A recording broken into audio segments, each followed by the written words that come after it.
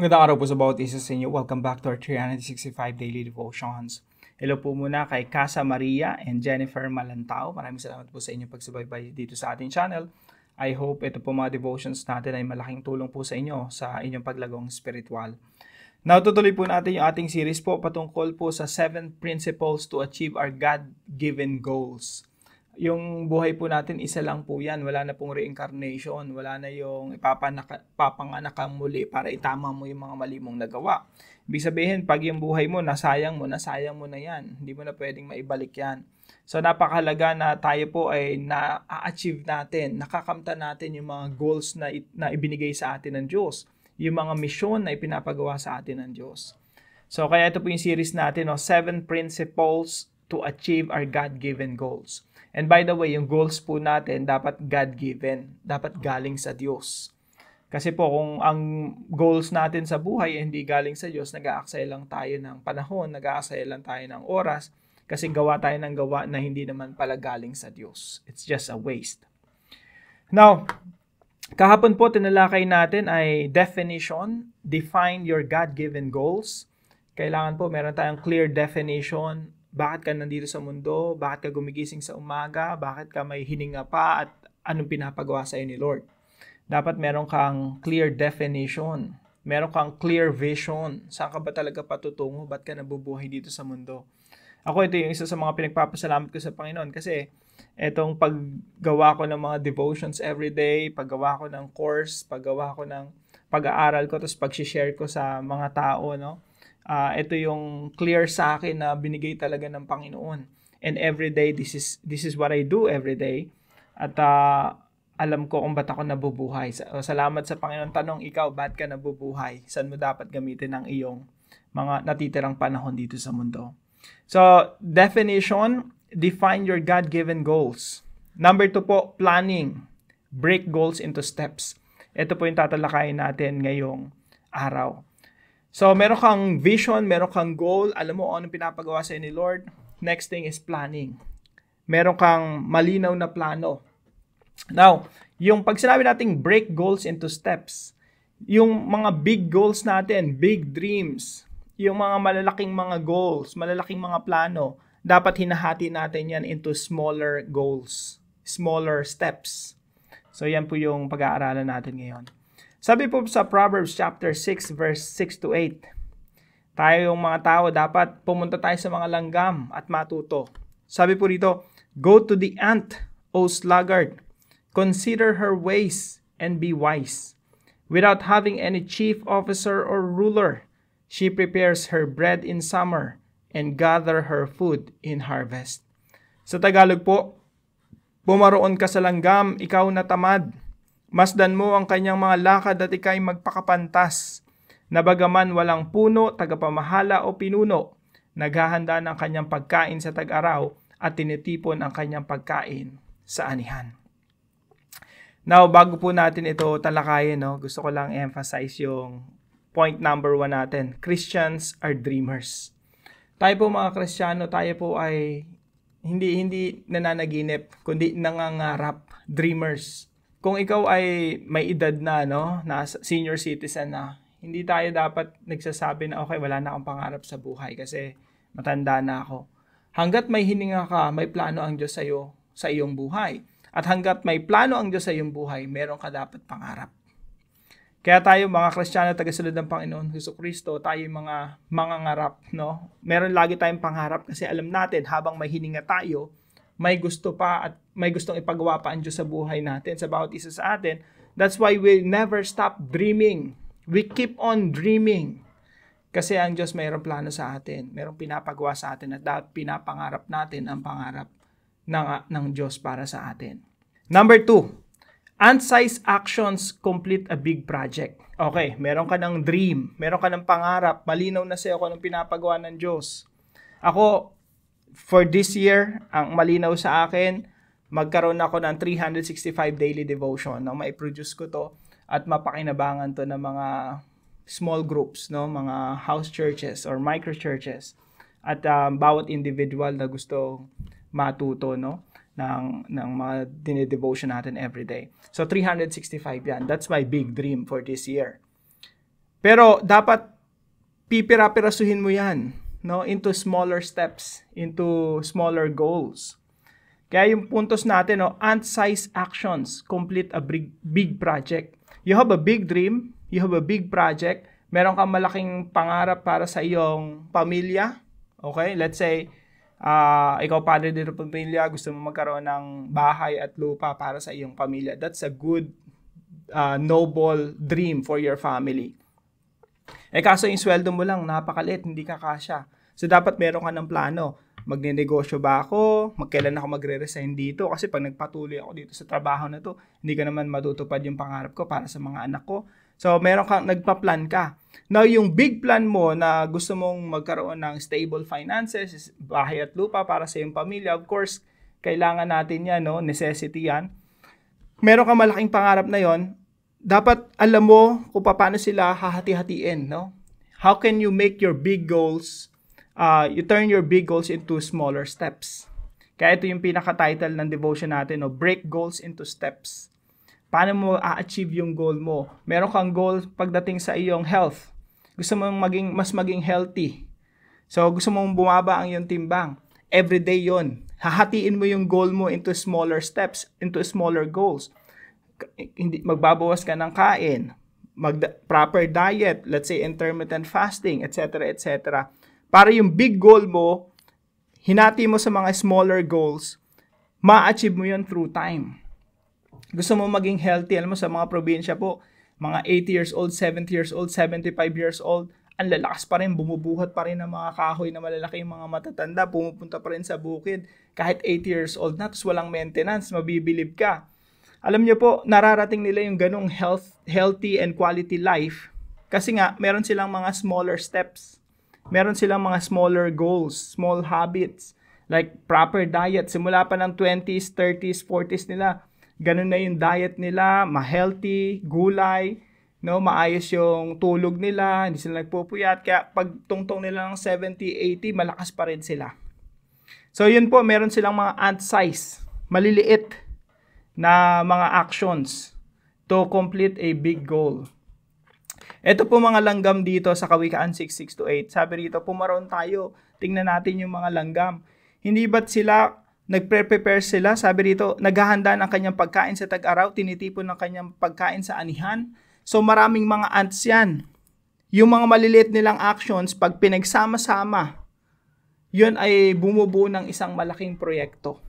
Kaya napakalaga, ant-size actions, maliliit na actions, pag pinagsama-sama mo yan, bubuo yan ng isang malaking project, ng malaking goal.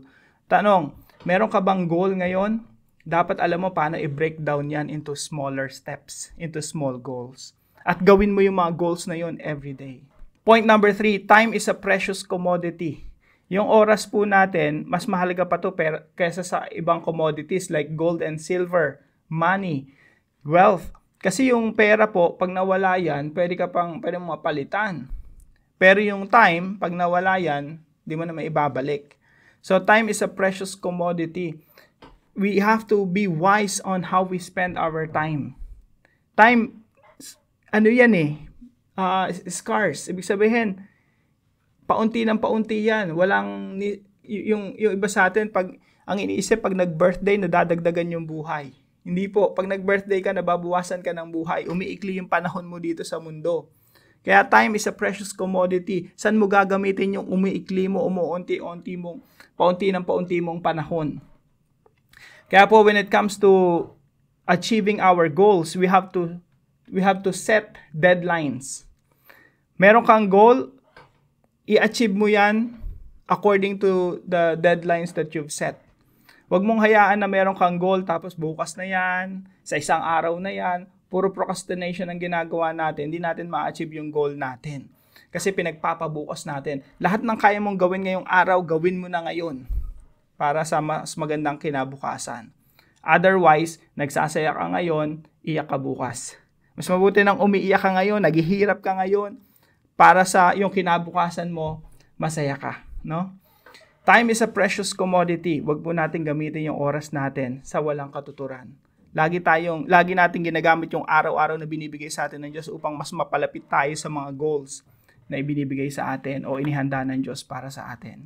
Application number 1, dream big for the glory of God. It's never too late to have dreams. Kahit matanda ka na, alam niyo po, kadalasan yung mga ambitious na mga tao, ambisyosong mga tao, mga teenagers, early 20s, late 20s. Pero habang tumatanda na, minsan nawawala na ng pangarap. At yung mga matatanda na talaga, pag tinanong mo anong pangarap mo, minsan wala nang maisagot. Nag-aantay na lang ng kamatayan. Alam niyo po, kung tayo yung mga Kristiyano, tagasunod ng Panginoong Jesucristo, we never stop dreaming. We keep on dreaming because God has a plan for our lives. Hanggat humihinga tayo, may plano ang Diyos. At hanggat may plano ang Diyos, hindi tayo dapat nawawala ng pangarap. At patuloy nating pinapangarap na matupad sa buhay natin yung plano ng Diyos para sa atin. Mangarap tayo ng malaki, malawak, according to our faith in God. Dahil yung Diyos natin, makapangyarihan sa lahat. Pag nangarap tayo, hindi lang yung mga pangarap na kaya nating abutin, kundi yung mga pangarap na kayang abutin ng Diyos para sa atin. Dream big for the glory of God. Pag nangarap tayo, hindi para sa sarili nating, selfish ambition. Pag nangarap tayo, dapat nauuwi ito sa kaluguran ng ating Panginoon. I will be a successful businessman, businesswoman for the glory of God. I will, sustain my family. I'll provide for my family for the glory of God. Kailangan mag-provide bilang tatay na makapag-provide ako ng bahay, shelter for my family, for the glory of God. Laging for the glory of God. And number 2 po, break down a big goal into smaller goals. Lagi nating i-break down. Meron kang malaking pangarap. Kailangan ma-break down yan into smaller goals. Hindi mo pwedeng gawin yung isang malaki mong pangarap in just one day. Kailangan one step at a time. Kagaya nga po sabi ni Lao Tzu, no? A journey of 1,000 miles begins with a single step. Yung buhay po natin, it's a journey of 1,000 miles. Pero nagsisimula yan sa begins with a single step. Merong one step at a time. Gusto mong maglakbay ng isang malayong paglalakbay, matayog na lipad, kumbaga successful journey, it begins with a single step. One step at a time. So let's break down our big goals into smaller goals. Kailangan mong magkaroon muna ng clear definition saan ka pupunta. And then you have to have a plan, one step at a time. Naglalakad ka. Araw-araw, palapit ka ng palapit doon sa big goal mo. Sa pangarap na inilagay ng Diyos sa iyong puso. And number 3 po, set a deadline and stick to it. Mag-set po tayo ng deadline sa lahat ng ginagawa natin. Hindi yung alam niyo po, ang mahirap lang. Ganito po, natutunan ko to kay Elon Musk, no? So sabi niya, kung ikaw ay maglalaan ng 2 oras para linisin ang iyong bahay, matatapos mo yun in 2 hours. Pero kung maglalaan ka ng 1 day para linisin ang iyong bahay, matatapos mo yun in 1 day. Kung maglalaan ka ng 30 minutes para linisin ang iyong bahay, matatapos mo yun in 30 minutes. Napakahalaga po ng deadline eh. So pag nag-set ka ng deadline, simpleng bagay lang, huwag kang mag-set ng 1 month to finish it. Kung kaya mong tapusin ng isang araw, tapusin mo na isang araw. Pag nag-set ka ng deadline, stick to it. Pag sinabi mong tatapusin mo to ngayong araw, dapat mayroong estudyante ka, may assignment ka, huwag mo na ipagpabukas yan kung kaya mo ngayon. Set mo yung date, mamaya 6:00, tapos ko na to. Para pagkatas ng 6:00 na yun, iba na yung gagawin mo, mas napapalapit ka sa goal mo. Napapalapit ka sa mga plano na gustong ipagawa sa iyo ng Diyos. So, never procrastinate. Set a deadline and stick to it. Huwag po nating aksayahin yung oras natin. Kung mga simpleng bagay na kaya nating gawin ngayon gawin na natin ngayon, huwag na nating ipagpabukas pa. Set a deadline and stick to it. Now, para po sa ating discussion, what is your goal for the glory of God? Ano yung goal mo? Again, kahit ano pa yung edad mo, never stop dreaming. Keep dreaming. Kasi may plano si Lord sa iyo.